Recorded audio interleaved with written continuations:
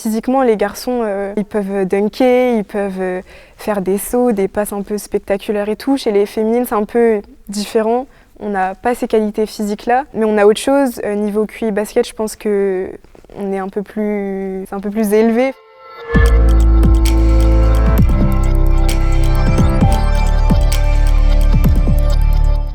Bonjour, je m'appelle Clara Causer, j'ai 20 ans, je suis basketteuse professionnelle et je suis représentée par l'agence Sport Models.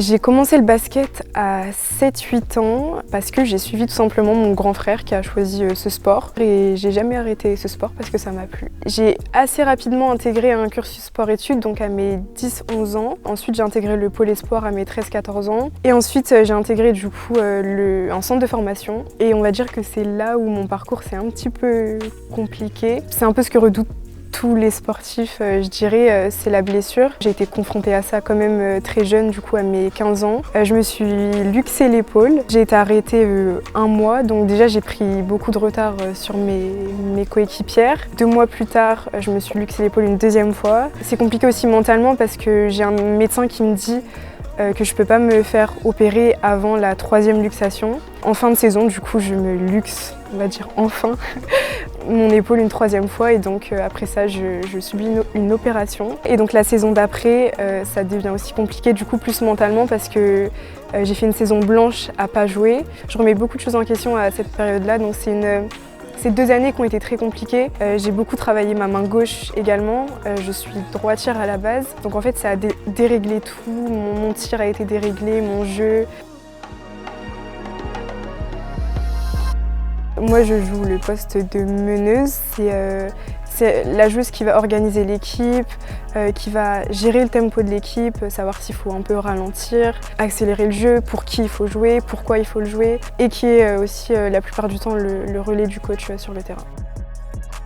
L'esprit d'équipe, c'est très important dans le basket qui est un sport collectif, et en tant que meneuse encore plus parce que tu dois vraiment penser à toi forcément, mais aussi beaucoup à l'équipe. Par exemple, il y a des joueuses contre qui on va jouer qui sont physiquement très fortes et je sais que je ne vais pas mettre ma coéquipière en difficulté en la faisant jouer face à cette joueuse par exemple. Enfin, c'est des petits détails comme ça mais qui font qu'il faut penser à l'équipe.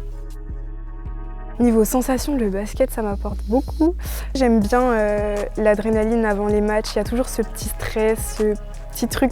T'appréhendes un peu mais en même temps t'as hâte. Niveau sensation, je sais pas, je dirais que sur le terrain t'es focus que sur ton jeu, sur ton équipe, sur les objectifs et pas sur ta vie à côté. Donc moi j'aime beaucoup ce côté où je peux m'évader un peu dans le basket. Après j'ai une personnalité aussi qui est pas très extravertie. Je m'exprime un peu différemment sur le terrain, c'est-à-dire que je suis assez agressive. Dans la vie, je suis pas quelqu'un comme ça, donc c'est un contraste que j'aime bien et ça me permet un peu de diversifier et de montrer un côté de ma personnalité que je montre pas dans la vie de tous les jours. Le basket féminin, c'est encore bien derrière le basket masculin. Ces dernières années, quand même, ça a beaucoup évolué. On voit beaucoup plus les joueuses, que ce soit sur les réseaux sociaux, on en parle beaucoup plus. Il y a des événements, des choses qui sont faites pour qu'on soit mise en avant, mais c'est pas assez. Et franchement, je peux prendre l'exemple de Rouen ici. Il y a les garçons qui jouent en Pro B, ce qui est équivalent à notre niveau, donc Ligue 2, nous chez les féminines. Et on remplit même pas une tribune, je dirais.